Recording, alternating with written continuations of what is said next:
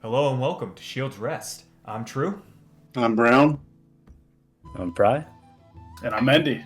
and we're a group of friends that are in the military and love tabletop RPGs, and we want to basically share our Session Zero for our new campaign in the Daggerheart System.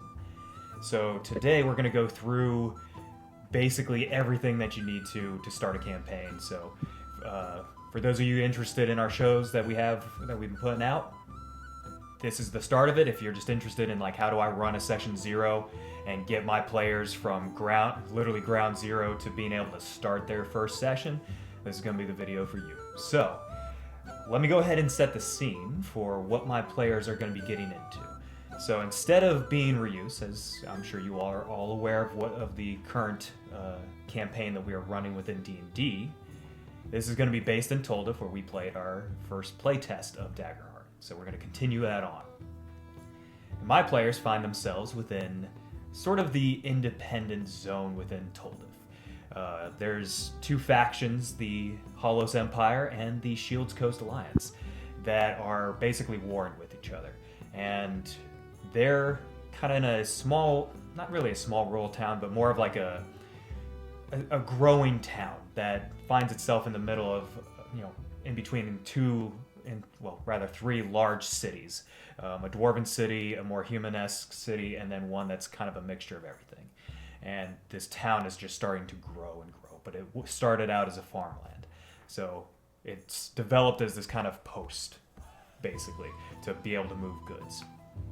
It's the town of Merlara. So Merlara is where these three are going to be based. We're starting everybody at level 0, which does not technically exist, but we thought it'd be fun to basically take a look at heroes before they were heroes. Starting out, young characters, young individuals coming up, all have jobs, and then how does that individual go from that to being that level 10 hero?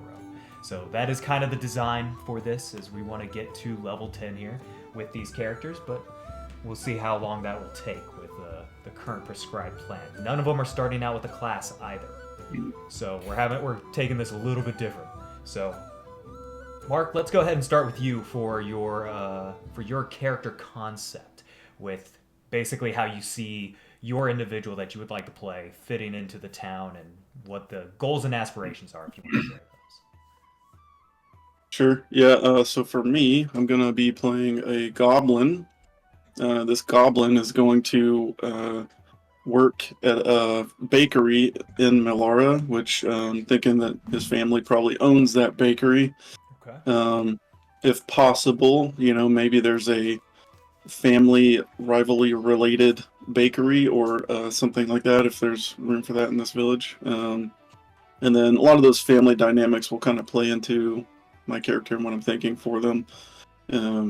But just goblin, young adult, working to operate with his family's business, trying to increase their business and support the town and the folk that live there. And there might be some other things in there. I can throw out one of the short-term goals that my character would kind of be working on right now. Okay. My idea is that maybe there's like an annual baking competition or some kind of fair or festival that the town puts on, and with that, the rivalry between the families is something where they compete. If acceptable, I'm also thinking maybe there's a special prize for winning that competition, like a higher quality sugar or flour or something that we wouldn't normally have access to where we're living. And so basically, in previous years, the opposing family has won that competition, and therefore they have that higher quality ingredient that they can put in their recipes. So we're looking to, one, try to create a recipe that can help us win that festival, but two, win that festival to get that higher quality material or access to it that other family wouldn't have, to kind of help establish our family dominance in that sense. And there might be some much more deeper things in all of that, but Nice. the overview. I like it. All right, then, Fry, what about you? Alright, I am going for a Dracona. I think he will find himself kind of working in a blacksmith for a forge, kind of using that fire breath weapon or fire breath that he has as like a tool in like the making of things. It's like a natural affinity to him to create. Personality wise, probably like kind of reserved and quiet, not so much shy, but just like not only speaks when he needs to, and has like a sense of community and always wants to help out. So while he does probably work for like an armor smith and stuff like that, he is the first to kind of freelance on things like for the town, like a farmer's tool or to work on defenses in the town. He just kind of has that calling. I don't think necessarily he would work for like a family blacksmith. I think it's kind of like a unique talent to him, so he probably has some kind of master that he works for. I know we said we had like a dwarven town near, so maybe there's a dwarven forge master that he kind of works under. So probably influences his design and style a lot. But yeah, I think something of that nature. Any short-term goals or medium-term goals? Anything that you want to share with the group at that point? Like what? I think at this point, but you know. Yeah, I think long term is to create his own style, like his own forge, his own name for himself. And short term, probably getting hired on to for a specific, like maybe working for the local military or working for something as opposed to just apprenticing, basically coming into his own, kind of the short and long. Okay, sounds good. All right then, Mendy. Yeah, sure. So my character here, I'm playing a very out of the two characters that have just previously been mentioned, probably the most basic of them all. I'm playing a simple human farm boy who lives, a good hike away from Melara at this point. So I actually don't reside in town. However, this being the closest town to my house, we frequent it a lot. I'm gonna be living with my father, Eric, who we have a farm on our land, and I think this is a good way that I could meet the other two players by whether that be bringing in grain and wheat and stuff to Mark's character, maybe getting farmer's tools from Fry's character. The thing about my character, though, is that he's super, super content with where he is. He's never had aspirations of leaving his farm. He just kind of goes throughout the day, does his chores, goes home. His father makes some stew, and we kind of sit by the fire, read a book or so. Very, very simple life for this creature. Aside from our frequent trips into Melara to, either get new money or to get new tools or so, or to, sell some things. Sounds good. Okay. So, with the concepts out there, let's go ahead and maybe explore those a little bit. So I know, so for those watching, I did limit the group a little bit in terms of what races are within Toldif and particularly within Melara, as well as the community. The community, I did narrow down to what would make sense for the area. It's a landlocked area, so the Seaborn didn't make a whole lot of sense to have out there. And the idea was that they all grew up within this community. So there was a few that were kind of locked to them in that aspect. So a little limiting, but for a good reason.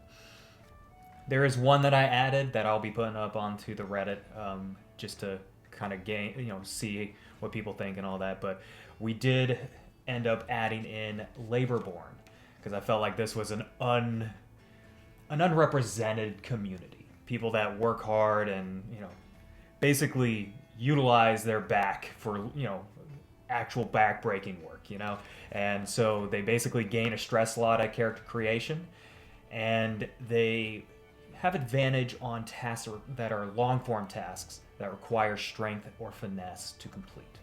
So I believe, Mark, did you end up taking it as well, Laborborn? I will. I will be. Yes. Okay. Fry, I'm assuming you also did the same, if I remember correctly. Yes, sir. Okay, and Mendy, you as well? Me as well. It was almost compulsory for you at that point being a farmhand, so you know. I'm a farmer. Yeah. Yeah. So that's the community that was taken now by all three, and so we'll see how that actually plays out. So, yeah. Now getting into the homebrew rules here. Nothing crazy. It was primarily because we're starting out at level 0, which, like I said, does not exist.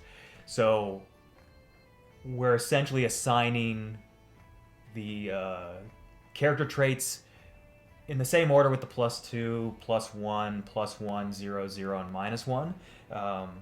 And it's pretty much going to be however the players choose to kind of have that divvied out, whatever they believe makes sense to their character. So I'm not going to limit that in any way, shape, or form. Your evasion, though, gentlemen, is going to start out as a 10, and while you do not wear armor, your evasion will be influenced by your agility. This is going to be probably the one main homebrew rule that is different than what Daggerheart has kind of planned out. Daggerheart assumed you're taking a class right from the off. We are not in that moment, unfortunately, so we've kind of modified just a little bit. And then the way advantage and disadvantage works, we'll get more into when we actually start playing, but we'll cover that, and especially when the time actually comes for that. Okay, now the big thing here is because Daggerheart likes to do bags of money, chests of money, handfuls of money. Do you all want to stick with that, or do you want to go with actual coinage that you count out and you know how much you have? You know you have 10 gold pieces instead of, I have a handful. I prefer coinage. Okay, one for Yeah. coinage. Otherwise, we didn't really know what a handful was versus a bag full. So, Because like, what if you have Either bigger coinage hands? Or, yeah. Yeah. yeah, it's either coinage or like My hands are assigning definitely smaller actual than a value to like where a handful is 1, a bag is 10. I don't Yeah. know, but yeah, I got some That really number, I think, calloused should be hands. Won't even be You able can to add some tell how much. detail. Yeah. Don't even know how much money I'd have in my hands. I wouldn't feel it. Right. So, okay, so we'll go with the coinage. Let me write that down, actually. Coins. Okay. So, with that, do you all have your traits kind of, do you know where you want to put your traits at?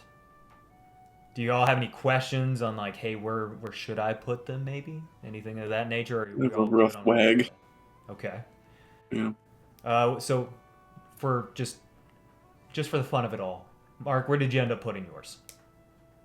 Yeah, so the +2, I think I'm wanting to put that into finesse. Okay. I just feel like working in the bakery, I'm going to be using my hands a lot and doing fine detail with decorations and things.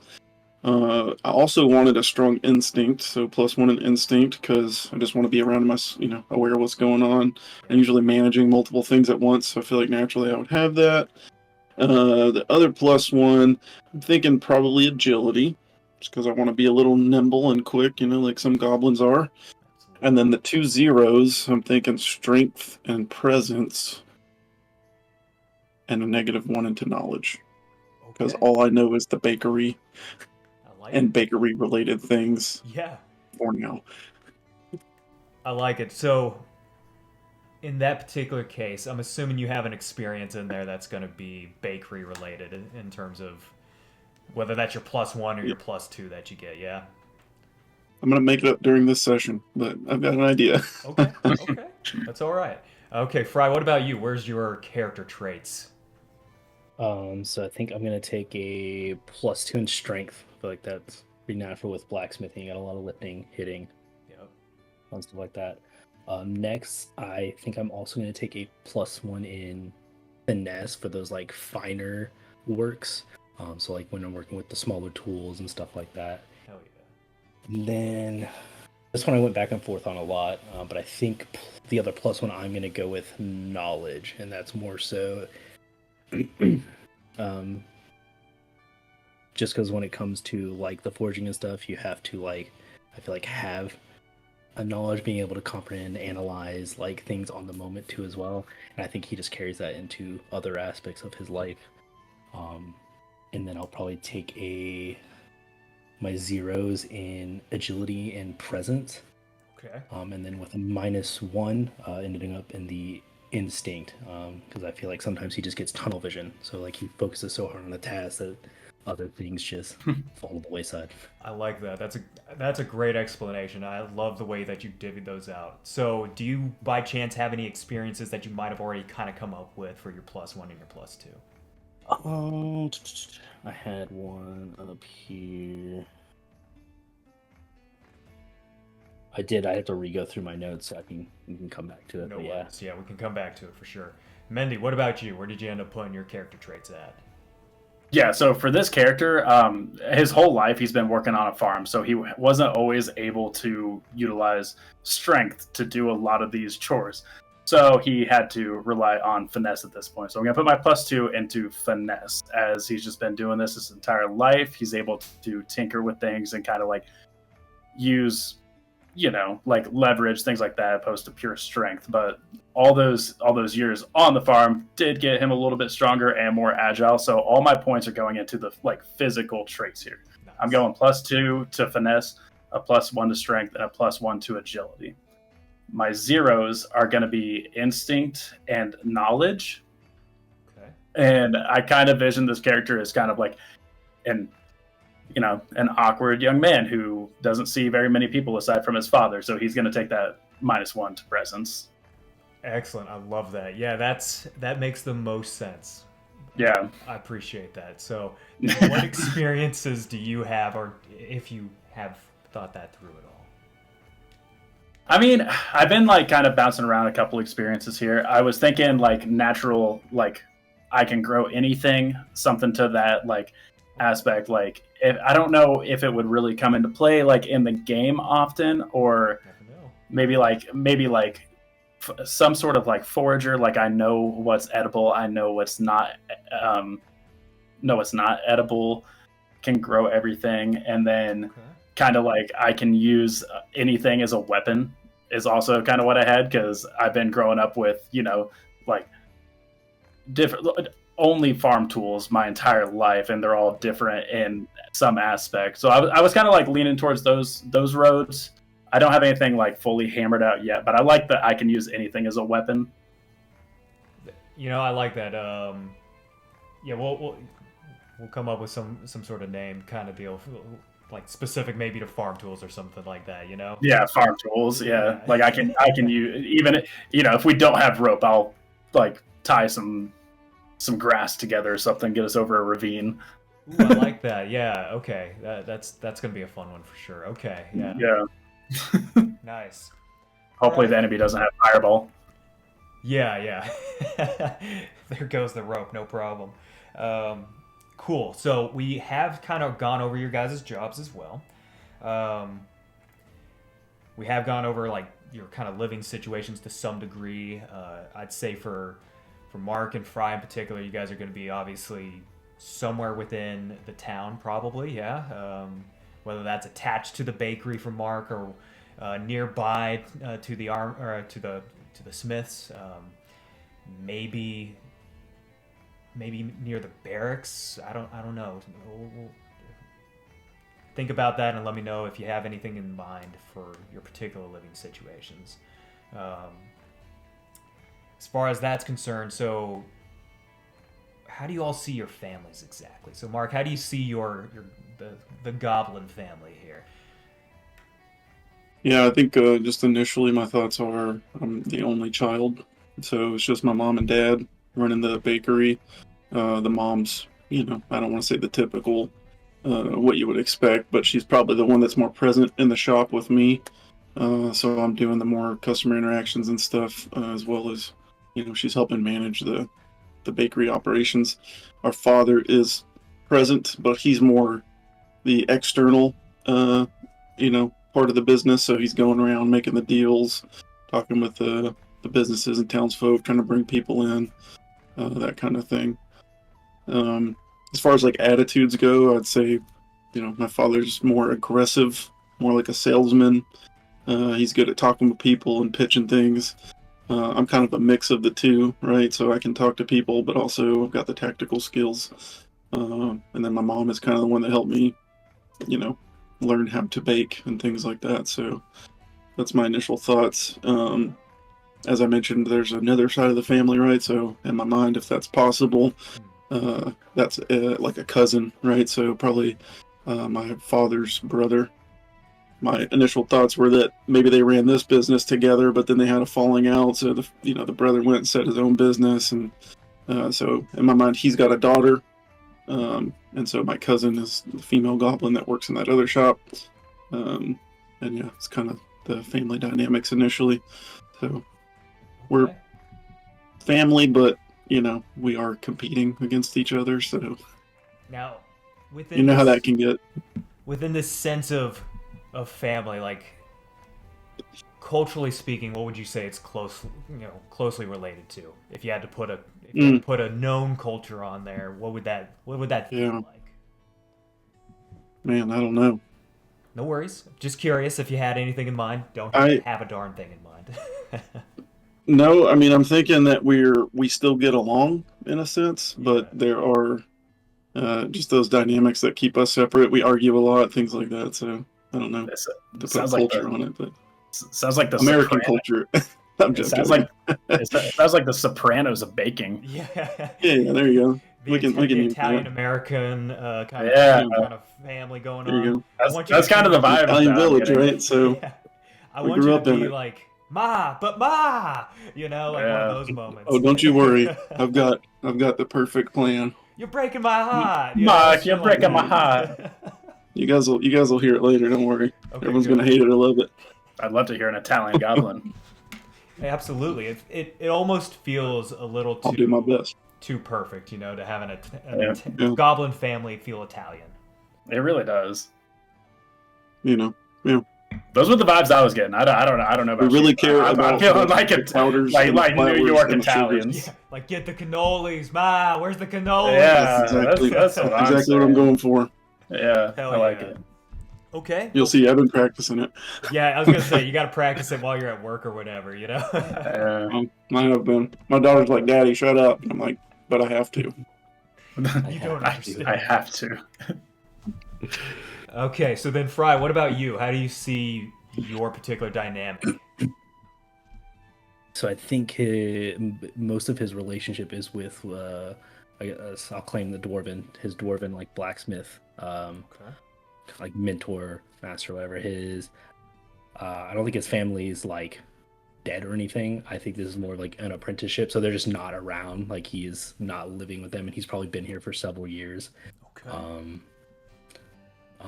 Just like mastering his craft or whatever. So I imagine his family probably poor, and it was more of a like, let me take the burden off them, and I'll go work.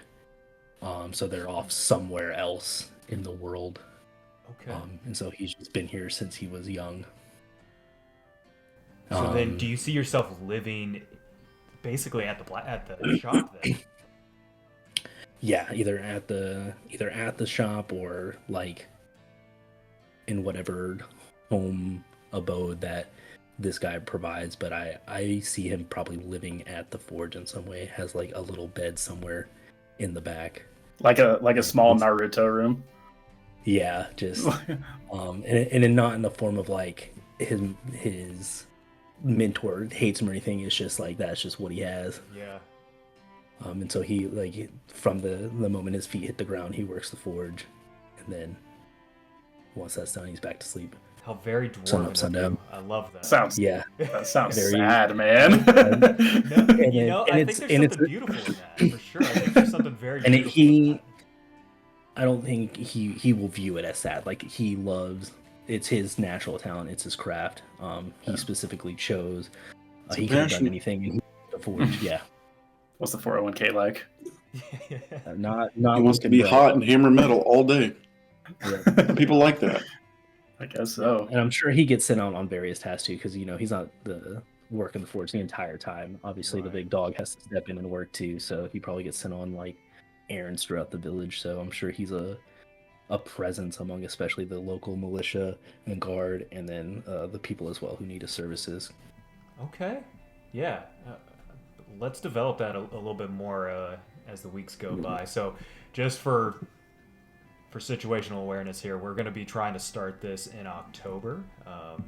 We kind of want to get through end of fiscal year. Let me rephrase it. I at least want to get through end of fiscal year, so that way I don't have to be thinking about that plus this. So I'll have a little more time on my hands to start doing this kind of thing. But yeah, so let's explore that over these next few weeks and let's develop that, because that sounds like a very interesting relationship there. So. All right, so then just Mendy, towering over this party master. Yeah. Well, in point of order, for those that might be thinking about dwarves in kind of like that classical World of Warcraft kind of feel, where they're just like really thick and big, these dwarves are not necessarily in that aspect. I would say they harken back towards a more Norse mythology kind of look, where they're thinner than that kind of World of Warcraft look, where they were just like big meaty hands. That's not necessarily the case here. They'll take on a lot of those aspects. So if you know Norse mythology at all and you've seen some of those drawings of the dwarves and what they look like, that's kind of the level that we're kind of going for here. But anywho, so Mendy, what about you? So you just stretch them out a little bit.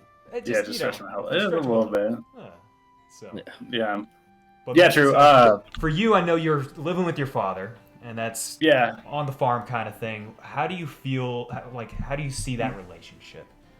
Yeah, true. I mean, yeah, like you said, I already kind of touched on it, but I just live at the farm with my father, Eric, and he's like, he's been such a loving father that I've never really felt the need of like missing out on a mother. He's never spoken of her. I don't know anything about her, and I've frankly just never really asked, because I feel fulfilled in what I have at home. It's a very loving, like, father-son relationship. We, just two guys out there in the fields all day working. You're gonna bond, but it feels very comfortable and like very, very homey. And I feel like a great deal of like obligation to make sure that he's protected and like taken care of. And he's not an old man by any means. I'd say he's getting a little bit past maybe middle age, but not quite there. I mean, he's still he's still doing the farm work, I should say. That tracks. So I know we kind of discussed this offline, but one little thing that I want to throw into the works here for you. He particularly has a set of armor and weapon that he kind of keeps hidden away that you would have seen at some point. Occasionally he goes to get sharpened at the blacksmith, or has you run over to go get it sharpened by the blacksmith, and that sort of thing. So just something for you to know.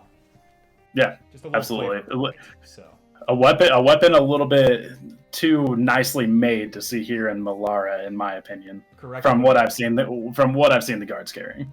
Yeah, it definitely doesn't look like a guard, at least from anywhere that you know of. Not here, not Valorana even. It almost looks way too nice even for Valorana level. So, yeah. Okay, cool. So then with that out of the way, now there are a couple of guilds within Melara, as well as a few factions, religious areas, as well as obviously the guard. The guards are looking to bring people on. A lot of folks within Melara are a part of the guard in some way, shape, or form, if primarily as a sort of kind of reservist unit, willing to be called, basically waiting to be called upon when the time actually comes to defend the town, or get called up by the Lord of Valorana. So is anybody interested in being a part of a faction of any kind, a guild of any kind that's within the town? Guild, mind you, is going to be, there's a crafters guild, and there is a more shipping sort of guild that works to basically move supplies from one city to another, and they're primarily housed here in Melara. Is anyone interested in that sort of thing? Is there an FFA in this town? Oh, what? Future Farmers of 4-H. America. Oh, sorry. 4-H. You have a agricultural guild.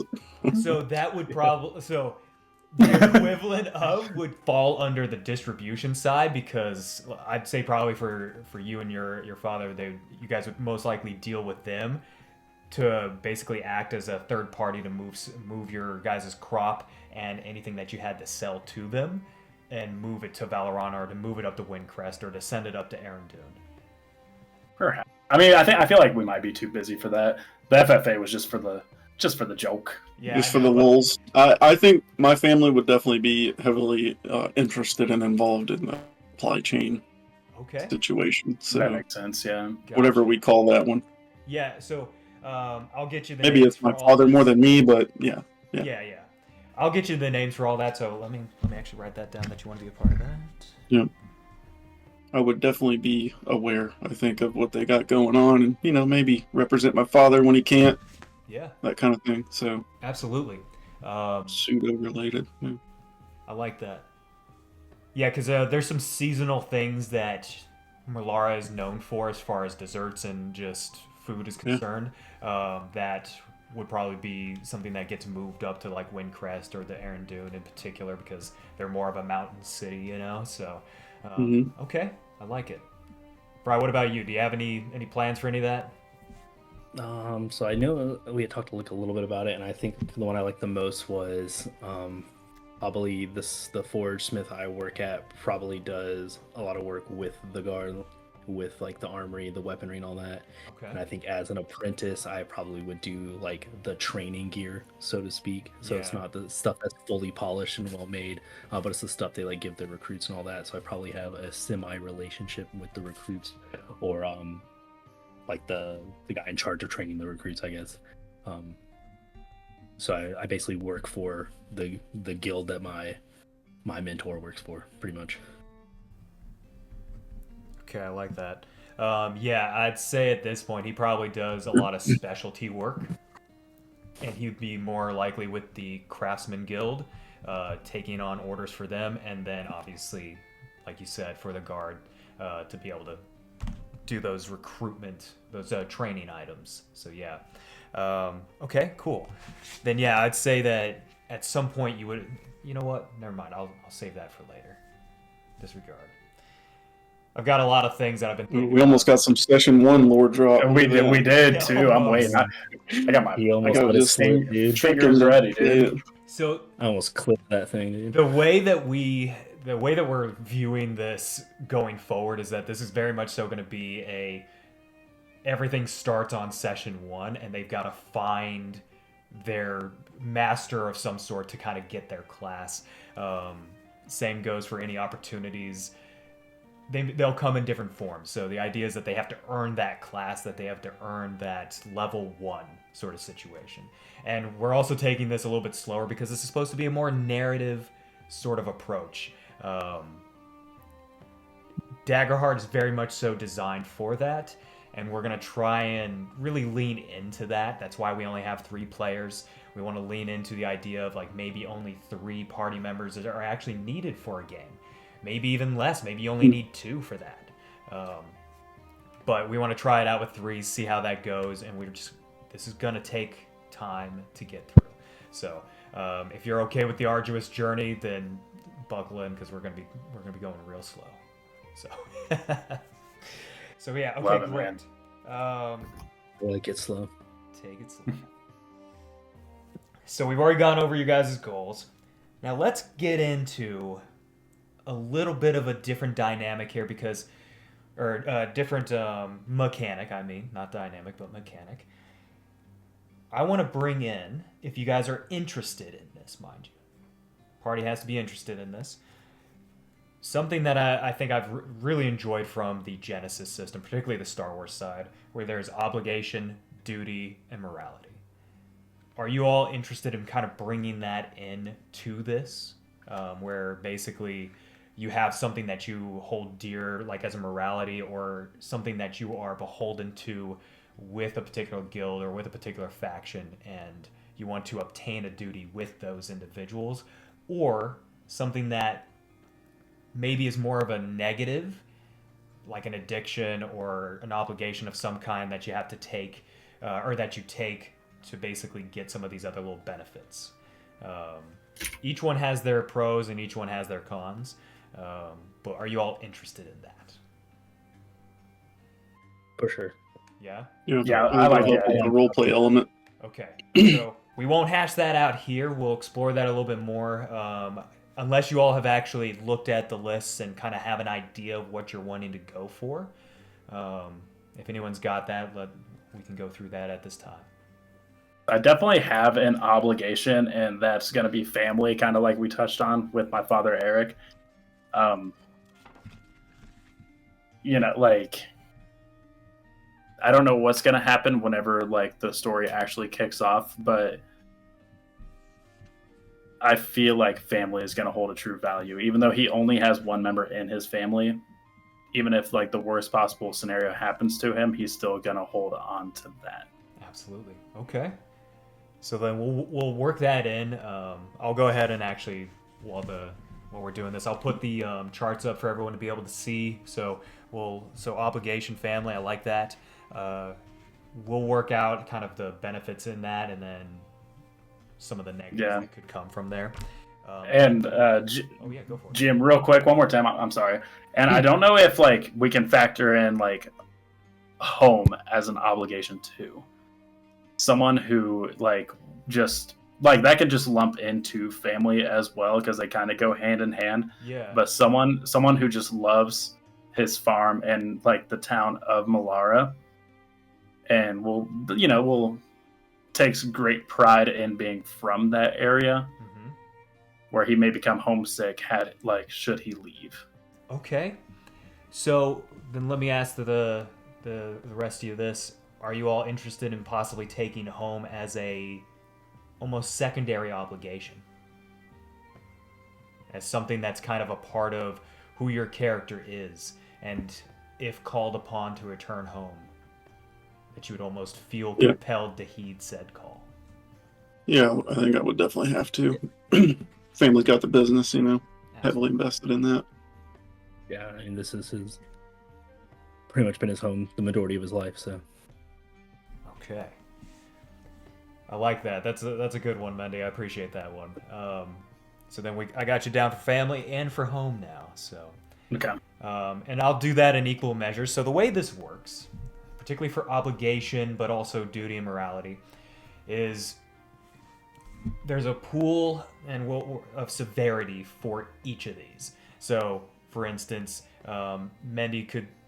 I believe Mendy's character is going to have a 10 in home and a 10 in family. And with that equals 20 for Mendy in particular. Now, for the other two, if they decide to take a 10 in home and a 10 in, say, something else, that then accumulates to a group party number here. And that would be 60 at this point if they all take two different 10s. And so what I then do is I roll a percentile die. And if the number is below the party obligation pool, or duty and morality pool, something within there triggers. And it's a way to kind of bring up a little bit of background from their character and immediately insert it into a session. It's a fun mechanic that I've been using, that is used within the Star Wars system, and I thought it would be kind of fun to throw it in here. But since you all are in agreement with that, that's kind of the way that will work. And there are consequences that come with basically not adhering to that. So just something to kind of keep in mind as you take certain severity and take certain duties, moralities, and obligations. So Mark, is there anything in particular you want to take outside of the obligation of home? I don't want to copy Mindy, but I mean, family kind of, that's the main thing for me and my, what I got going on. So okay, we're very reliant on each other, and we are all important. And if one of us is not there or it needs help, that's like immediately the first thing anyone's doing. I like that. these are all subject to change before session 1 for Yeah, sure. for sure. Definitely are, but based off of like the initial, this sounds pretty much in line with what I think your characters would, take. Yeah. Just from this little bit that we've discussed so far. So. Yeah, no, I agree. So Fry, what about you? Anything in All right, particular you're thinking about? Yeah, I let the dice decide on this one. Okay. And as you know, Best way I to spice it roll. up. Yeah. The way I roll D100s is that I can always trigger a divine intervention, so I naturally rolled addiction for mine. Addiction. Yeah. He's addicted to making weapons. He You just mentioned that, can't get enough. He can't I get have my enough. addiction ready, actually. Wakes up in the middle of the night, sweating. I gotta make a dagger. You already know you already got an idea for your addiction? Kind of make Oh, a yeah. dagger. Okay, so what do you see your addiction being?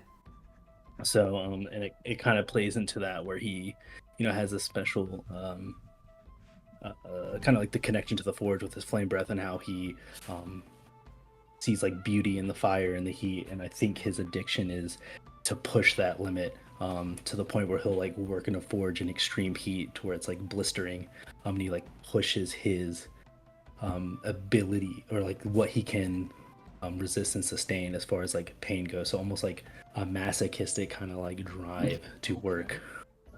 Okay. And if he feels like You're addicted to pain. Basically, it's more of like the effort. Like he feels like if he isn't pushing himself hard enough, he's not good enough. And if he feels like he hasn't like hit a certain threshold, that he has not done enough, and it like makes him like agitated. Gonna cause a problem for us later. I love Oh yeah, that. for sure. Yeah. We found the problem character. This is Of why course I it's love obligation so much, because it generates so many ideas for me, and just makes it so much more interesting for y'all when it actually does trigger and it does happen. So that's gonna be fun. Yeah. So and I feel like the way this kind of like affects him personally is like, or how people see him is like he's always got like a bandage or wrappings or stuff he forges, and he doesn't wear the protective gear that you should be wearing. It's just like the t-shirt or just the apron, and it's just like, yeah. So that's nice. Which will come into play later, depending on if I can get the class I want or not. Oh yeah, yeah. If I can get the class I want. Sure. I actually had I had something to throw in here, actually, if you don't mind. Yeah. So, instead of family, I think because it's not much of a family, right? It's just one person. I think responsibility would be more fitting here. So I go responsibility for one person, while Mark can take family since he's got the entire mafia. Fry got me second guessing what I want now. Because Mark's got the muffin mafia. Yeah, dude. Because this is like the first time where I like basically randomly rolled everything about this character, so it was really fun to like make it fit. I like that. Can I change mine from family to debt? Like debt to the family? Like I owe my family something versus just You can't like it's my family and I care about them. So family can work in that aspect as well, that you almost like you're obligated to respond to what your family needs, whatever that may be, and we can work out what that actually looks like a little bit more closely, and especially to that level. So you don't necessarily have to take it as debt unless you want to take it as debt, to where it's not necessarily love for the family and the business, but more like you have to, even though you don't want to. So yeah, I like that option better. I'm trying to avoid the Fast and Furious memes that I'm gonna get if this video blows up. I don't want to be the goblin that's like family, it's cliche. So let's take... It's only hey, fuck you, way. Dude. Dom is cool. It's only that way if you want it to be that way. First of all, Fast and Furious is the greatest franchise of all time. It really is. Like, how dare you disrespect? How dare you I'm disrespect Dom? Conflicting ideas is entertaining, right? So, gosh, it is entertaining though. All right. Whatever you say, man. Well, I'm going to table that for now, and you let me know what you settle on for sure, and then we'll go from there. Okay, so now let's get into, because I think we've covered all the main points here. We'll get into like the gear that you would have and everything offline, because obviously it's going to be based off of just the things that you have at home. So we'll get more into like the personal items. So be thinking about like what personal items your character would have. think everyone would have like a specific tool set or whatever that is a tool set that's specific to your job. I think that's feasible to say. Same goes for like just basic clothing. I don't believe anyone would really have like straight up solid armor going on, not from the get go anyway. So you'll be a little,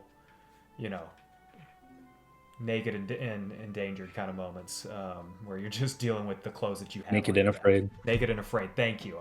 I'm losing my mind. Yeah. So be a little bit of that. But I like naked and dangerous. naked and dangerous is kind of fun too, though. Maybe I like that's, more exciting. maybe that's an episode title at some point. There you go. But let's get into now how you guys might know each other. So I know with Mendy, we kind of already talked about how you deliver grain and stuff, and probably get your blade, like your father's blade, and basically his armor polished and repaired at the blacksmith, and particularly the one that Fry's character's at. Unless you guys have thought of anything else that would make sense for you guys to have known each other for. I mean, I was just thinking not because my character wouldn't have many friends, so I feel like making those 2 stops, which are probably like 2 of his more frequent stops in town, I feel like we're about all the same age, and we really grew a bond while I'm waiting on like maybe Fry's master to sharpen the sword, and we kind of played around as we were like younger kids. Maybe It's an idea. No, I like that. Okay. To play hacky sack. Yeah, like just in the just hacking the coals. Yeah. The once a month you're in town, you're playing hacky sack with the blacksmith. No, I definitely frequent town more than like once a month. There you go. Twice a week. I'm not that far away. Thinking? Yeah, probably around then. Maybe once a week, twice a week, somewhere in there. Yeah, he's a weekend kid. Yeah. There you go. We know he's coming. Yep. Yeah. All right, so then Mark and Fry, how do you think you would know each other? My initial thoughts are that my family is probably one of the most unique and prominent families in the town. Like, people know of us. We're like the goblins, and my dad's very aggressive and like visiting people often. So I feel like even if you didn't interact with me much, my family, right? So that's kind of my thought. I feel like we can make my master be addicted to a baked good that you have, so I really that's his obligation. That is actually perfect. Yeah, my man's addicted to make pies. Okay. Dwarfs like pies, right?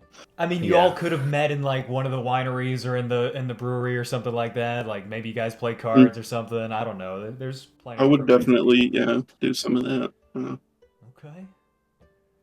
Right, I'm sure we have some utensils you could help make as well. He has a relationship with your father, and he does like repairs and stuff like on the house. It's like the bakery, and I naturally we did like play dates while they were doing that stuff. Maybe some of the more mechanical like type things that you would have like in the bakery itself. And because he is a dwarf from Arendune, like they have a particular skill with creating those kind of mechanical wonders. Maybe that's how that kind of works out.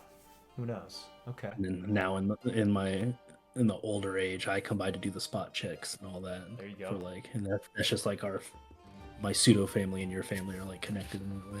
All right. So maybe we have do we have like a special baked good maybe that his fire helps heat quickly and like perfectly to go that far? That's an idea. Like our signature dish, we need maybe this is your working on your signature dish that I help with on the side. Maybe that's something you're building towards, and you're my secret recipe. There you go. Yeah, maybe you've been building towards it and testing it out and seeing like, okay, how hot does it have to be to really work? What's that perfect temperature? If you really think about it, we could just like blow off whatever Adventures in Frost and just start a new bakery. Like I can grow the crops, you can bake. Like the whole campaign is just our bakery. That's great. Welcome to Daggerheart. Daggerheart Incorporated. There you go. If you think about it, we got the perfect formula to make a kick-ass bakery. You're like, what did you get into that dragon board? I'm like, I got this sweet flour that's ancient. There you go. Oh my god. The quest for more money. Dracona is creme basically what brulee. this is. Yeah. Like, how do we get that sweet flower, man? All right. So now that we've kind of basically run through your guys' characters, we've gone through the family, we've gone through the aspirations, the jobs, the way you guys know each other, some of that obligation, a little bit of duty almost is what it sounds like, or we might be headed towards with, in the future.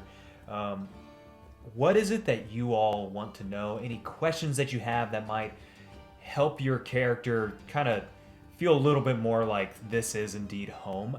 Now, I know we still got to get you the names for a lot of this stuff and some of the NPCs, but outside of those do-outs that I have to you guys, what other questions might you have? Even if that's like history type stuff for Toldif and Valorana and Melara, Windcrest even, or Aaron Dune, any of that kind of stuff. I guess would there be a particular place that Dracona would be from? I guess so I can like have a reference to where I probably am from originally. So yes and no. Dracona have a particular place that isn't quite known yet. They've kind of sort of interacted through very stringent and restricted sort of trade situations. And then there's been a few people that have kind of sailed over and been able to get away from their home continent essentially, and have landed basically in Windcrest, landed kind of along that eastern coastline, and have made their way to Melara, have made their way to Valorana, even to some of the other deeper, further in cities, as well as even to like the Shields Coast and to the Hollows Empire. So it's very sporadic, and there's no specific place that they've set up shop at. So yeah. So they're pretty either nomadic or they have like their neighborhood that they all stay in a town. Pretty much, yeah. There is one particular area that they've kind of concentrated a little bit more in, and as the years have gone on, they've established actually the main independent bank that deals with all the loans and deals with money exchanges and stuff like that. So they've created a nice little area for themselves as far as that business is concerned. But outside of that one main spot, you might have your like Dracona Street in Hollows, So Chinatown. yeah, basically. Basically. Dracona Avenue. Yeah. So there's a little bit of that, and a lot of the Dracona actually have a very much, depending on where they were from originally, they maintain a little bit of like almost like a Chinese cultural background. Same goes for Korean and Japanese. There's a particular, I guess I'll reveal it. Who cares? It doesn't freaking matter in the end. There is a, hold on. One lore. So there's a large island off to the east that has basically only one particular side of it that is easily traversed. The rest is kind of like almost like a Dinotopia situation where there's just this thick fog and just constant storms that stop anyone from being able to get out of there, except for the few that kind of slip through. Otherwise, it's been trade missions and very specific engagements with the Shields Coast Alliance in particular, more so than the Hollows Empire, but some people, of course, have made their way that way. And same goes for some of the more independent kind of lordships that are around, which is why they've made a fairly sizable name for themselves in the center of Toldif, which as we go on, you'll kind of get more of that information. But they all kind of hold, depending on where they are from within that island chain, one of those cultural backgrounds. So that's kind of one way to think about them. Another point of order, I suppose, is that the Hollows Empire feels a lot more like Italy and Rome in particular.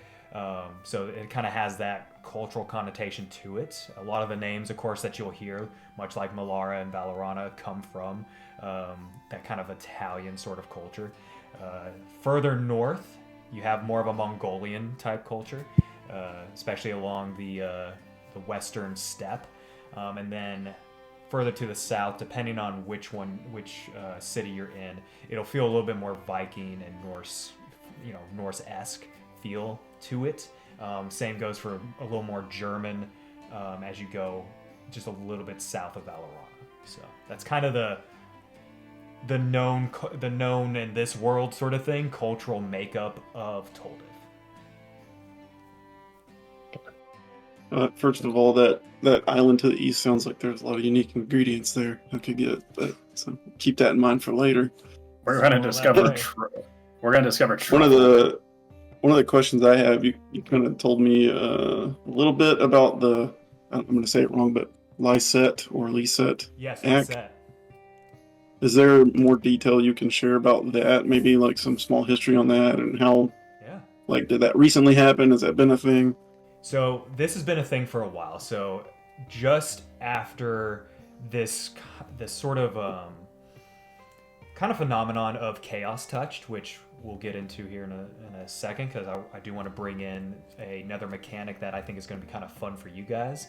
But chaos touched started just coming out of nowhere, which is kind of like a violent amount of arcane energy flowing into a single individual, and either that individual was able to control it or they weren't, and they would sometimes explode with just raw magic right there in the middle of nowhere out of some overly emotional situation.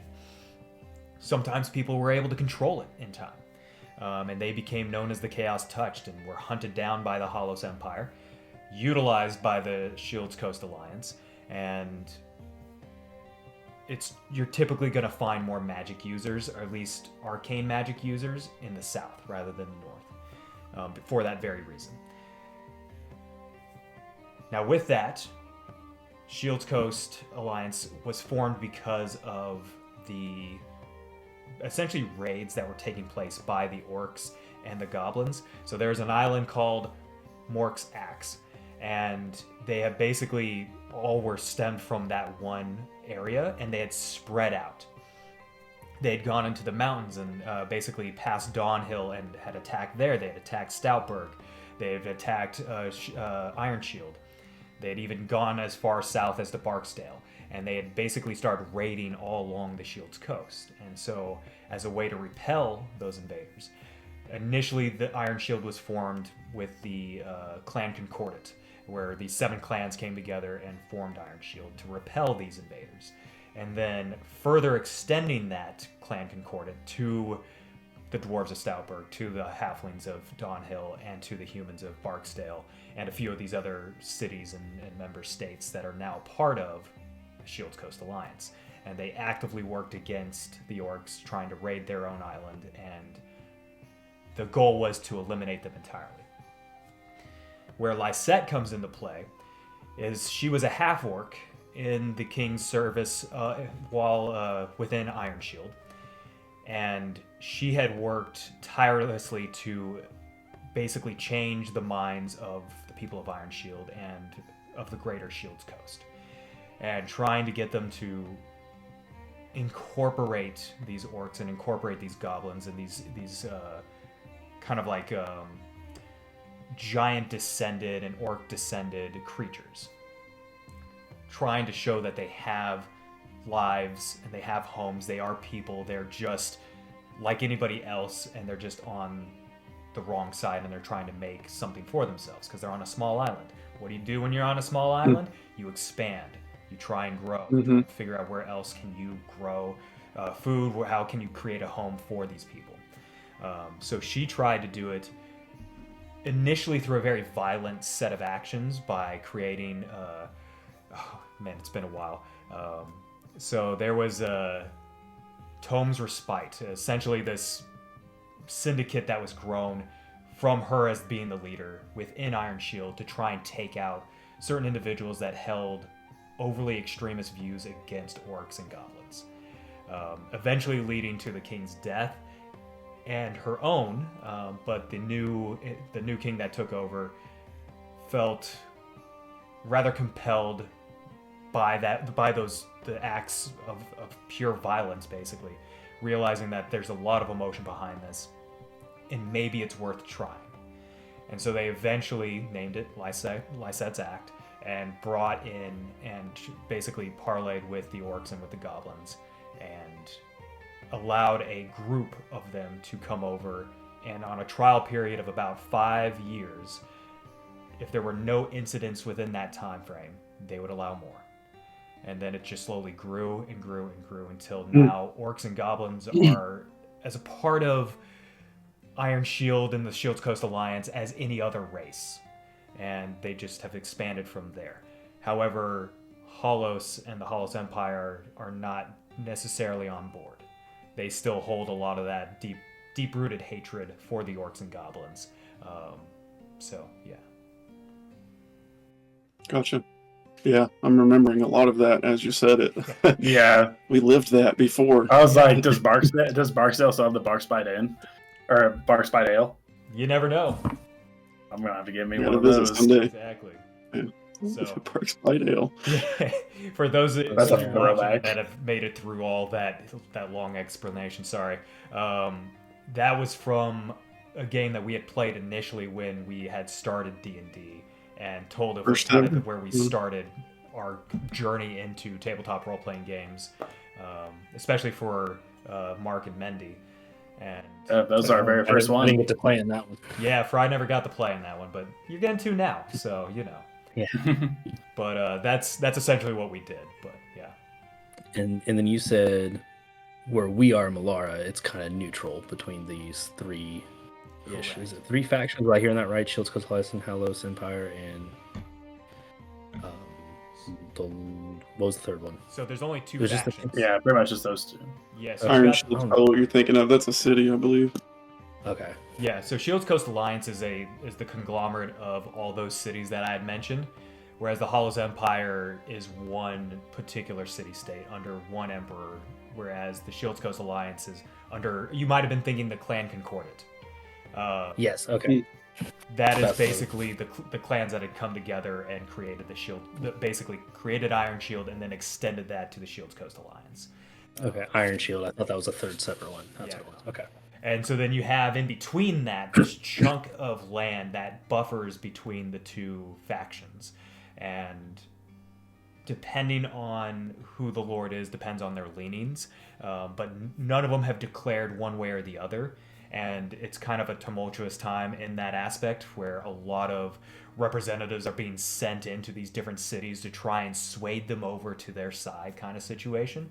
But nobody has taken up with one or the other yet. So it still remains with that buffer currently. Gotcha. Okay. That tracks. When I have the map for you guys, I will have the borderlines. Yes, drawn once I out have so the you can map see down. that. Yeah. We should dump that into a separate Toldif lore video so that people can understand the. Yeah. That's Yeah. good shit, though. I mean, sorry, good stuff. Yeah. Family friendly. Family. Sure. Somebody beat Family. Somebody clip that. Yes. Yeah. So, does anybody have any other questions as far as history's concerned, or really any other facet of the game that you're going to be occupying here? Would that dwarven city that you said is close by still fall in that neutral zone, or is it on one side or the other in particular? Currently falls into the neutral zone. However, Hollis is trying to get them into conversation to really seriously consider being a part of the Hollis Empire, laying out all the reasons as to why it benefits them, where the protection comes into play, how they'll have a vast army at their back sort of situation. So the city of Arendune, if you remember from the playtest, in the playtest, Arendune was a part of the Hollis Empire, whereas currently they are not. So, same goes for Windcrest, which is a little bit northeast of Arendune and where you all currently are. So, they're also not a part of that. So they pretty much have still maintained a neutrality. And I'm trying to just figure out what propaganda my master is probably He probably spewing doesn't out, or if he subscribe to just any wants of to be that. neutral. You know, so he may feel one way or the other, and that is very possible that you guys will actually come across some of those political talks within the breweries, within the wineries, within the restaurants that are within Melara, maybe even more heavily in Valorana, where the Lord actually sits that makes that kind of decision and is probably weighing some of those options right now. So How long has that lord been in power? he's been in for about 15 years now.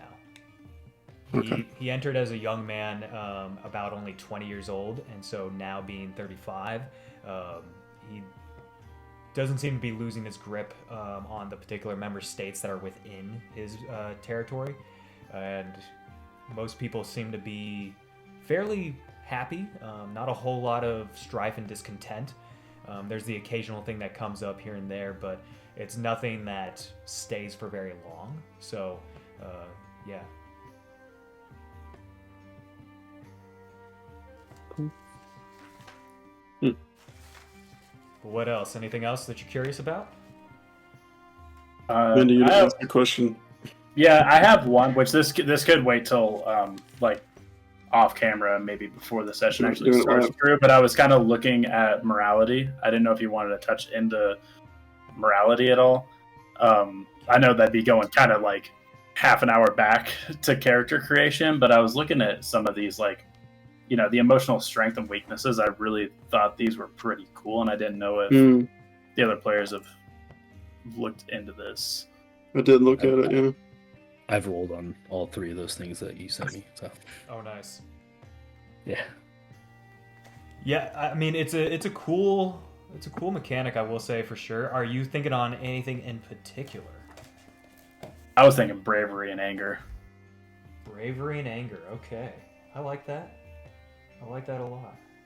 Maybe he has a little bit of a short fuse. Well, that could come into compassion and hatred too, if you were looking at that at all. Could be. I don't know. That was just food for thought. Yeah, no, I like it.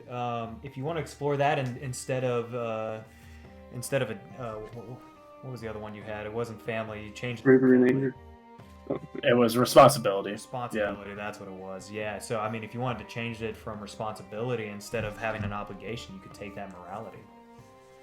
Okay, so it's either or. You can't have an obligation and morality. If you take more, I'll put it like this: wave of consequences, but if you take more of something, that has the worst possibility of could pinging become. more often. When I roll each session to see if anything pops up for you guys within your obligations or morality or duty. Yeah, no, so I'll that's why I was definitely. thinking- I'll definitely. So I was look into thinking that. either or, but you could add on a tertiary one like that. Okay. So, but that affects the Okay. group. Ah, So you know. I think I'm using the morality to like figure out how I see my character and want to play as him, but I guess it's not something that we're putting forward as far as like, Well, you know, yeah. What we chances could that do, DM's gonna screw us over. well, what we could do here is we could leave. You know he that- rolls high, right? He's gonna roll 20 every time. Well, what we could do is we could leave that out of the pool, and we could just make that as like a fun mechanic for your character in particular, especially if it's something that you would consider to be a deeply held emotion, even whether that is bravery and what was it? Bravery and not hatred. Sorry, Anger. anger. There it is. So whether it was bravery and anger, if that's how you kind of see your character a little bit more, like shoot. I like mercy, weakness too. Yeah, Okay. I like the idea of using it, at least the morality, as like more character Yeah. role play source. So let's and go ahead using, and like, leave ju- it as a behind the scenes kind of moment where it's not in an active pool for you guys. And we'll just leave that as some of these things kind of pop up.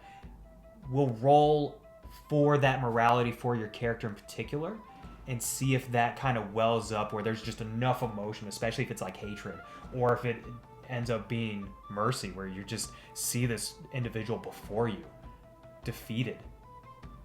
Do you let Yeah, that that could be a individual good live? flavor mechanic that you bring in like in a tense situation. You're like, let's see Yeah. what your morality thinks. Yeah. Yeah. So we'll leave that in the background, and so kind Okay. of look through the table. Let me know what which one you want to go with, what you see as your main sort of morality, and then yeah, we'll start incorporating that. I like that.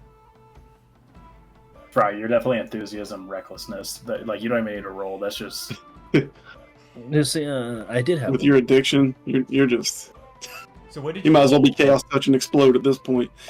Because I rolled for it and I ended up with discipline and obstinance.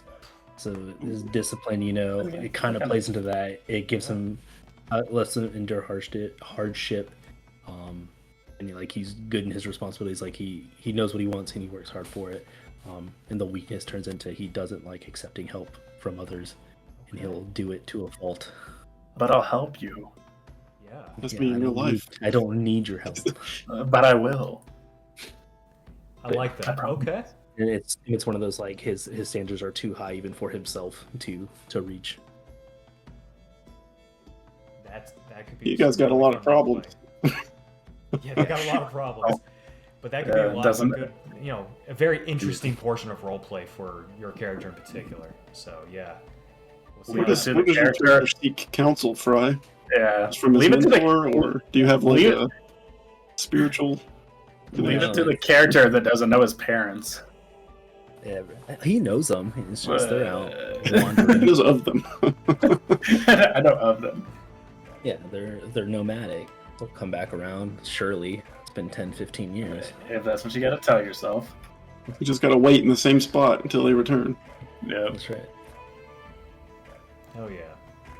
Well, all right. So I believe we've gone through most everything. I think something to touch on here that's a good session zero sort of thing to do is to see if there's any boundaries or limits for you as a player that you wouldn't want to see come up, whether that's in how a player acts or how we act with each other, I should say, or things that you don't necessarily want described, like if you don't want something overly gory described, or if maybe you're not into some of the more violent acts that could be committed to another person. So is there anything that you have that are boundaries for you or limitations that you wouldn't want to see come into the game space? I think so, true. But I really love that you asked that, especially for like the viewers that are watching this. Like, definitely have that talk if you need it. Yeah. But I mean, you're looking at like on this screen are 4 guys who have played together for like 8 years. Pretty open-minded. Yeah. Yeah. We not even that. Like, I mean, we just know each other so well. So I think we're all going to be on our best behavior when it comes to that kind of stuff. But Well, you never know. no, thank you for If asking. not, we can talk it out. Exactly right. Yeah. Yeah, I mean, I'll just give an example for like when I GM, I'm a very much a fade to black person. I'm not. I'll describe combat and stuff like that, but whenever it's like in particular, like I know some people will play the bard and they romance. That's a fade to black. I don't go into too much detail with that. And that's just because it's my. I will flirt with the homies though. Don't get me wrong. Yeah. But I had to fade know, to black like, once before, so yeah. Yeah. And I just know like that's one in particular that some people have where some people do try to go into like that overt detail, whereas me, I'm like not my style of gaming. So I'll put that one out there as an example then. There we go. So good point. that's definitely something you want to ask for those of you that are doing your own session zero. Make sure that your players are on the same page. Yes, we've been playing for like, man, at least a good 6 years together. 6, 7 years. It's crazy. So you may not have that with every single player, so you can't assume that you already know just based off of a one-time conversation, or that you've been talking for like a month or whatever. Generally, you're going to need to maybe ask that and see if there's anything that just people are like, I'm not into that. Maybe I'm not into the love making side of things. Like, gets awkward. I'm good. Let's just keep that moving. So yeah. Well, in that particular case, gentlemen, do you think we missed anything that we need to do here at session 0? Only thing we need to do is start session 1. Right? No. Can we just jump right into that? No. Got me amped up, man. But no, I think I know. I'm so excited. It's gonna be good. Yeah, I think you touched on everything. True. Are we saving names for session 1? Yeah, let's save names for session 1. I like that idea. Okay. Yeah, we'll keep that off to the side for now. So, All right. I'm looking Names forward and to, images. looking forward to getting all of that and starting to introduce characters. And yeah, I want to just start in on session 1, but we'll get there. We'll get there. Let's do a session 0.5. Yeah, session 0.5. We'll ease into it a little bit. Yeah, no.